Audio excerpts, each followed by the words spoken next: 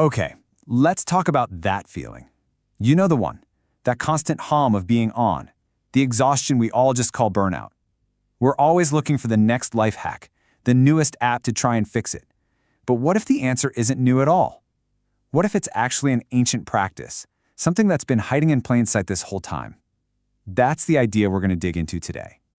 So let me just ask you this straight up. Do you ever really, truly turn off? I mean, it feels like in our world today, real rest has become this luxury that most of us just can't afford.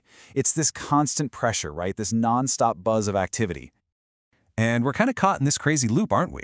It always starts with our screens, those little glowing boxes that promise us connection, but let's be honest, usually just give us an endless stream of distractions.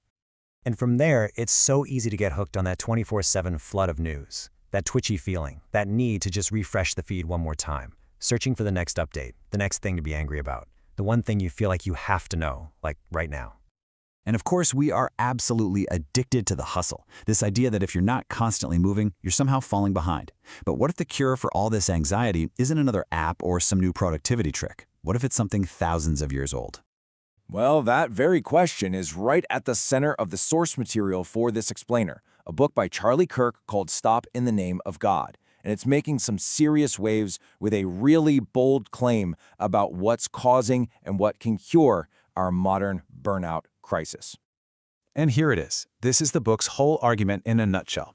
It claims that honoring the Sabbath, that traditional day of rest, is pretty much the only way to save our sanity in a world that's just drowning in digital noise. I know, it's a pretty provocative idea, so let's break down exactly what that means. So the first big idea the book throws at us is this powerful reframing of what it even means to rest. The argument is that it's got nothing to do with being lazy or unproductive. In today's culture, the book says, true rest is actually an act of rebellion. And this quote just gets right to the heart of it. The book argues that in a world that demands your attention 24/7, the simple choice to just stop, well, that isn't a weakness. It's actually a powerful act of resistance against a culture that wants to eat up every single second of your time and energy. And this lays it out perfectly. The book basically sets up this epic showdown between two opposing forces. On one side, you've got what it calls the culture of noise. It demands your constant attention, it values nonstop productivity, and it's what's fueling all our anxiety. But on the other side, you've got the rebellion of rest, which is all about reclaiming one day, valuing the act of deliberately stopping, and actively fighting back against all that noise. But okay, this whole rebellion thing isn't just some philosophical concept. The second key point in the book is that it has a super practical use in our modern lives. It positions the Sabbath as, get this, the ultimate digital detox. So this is the really crucial part, how the book repackages this idea for a totally tech-saturated audience. The Sabbath is presented as a dedicated time to purposefully, intentionally cut our connection to our devices. And the goal? Well, it's to reconnect with all the stuff the book argues we're losing. Our connection to our families, to the people who are literally right in front of us, and to our own inner lives, our own souls. And the plan it gives you is almost shockingly simple.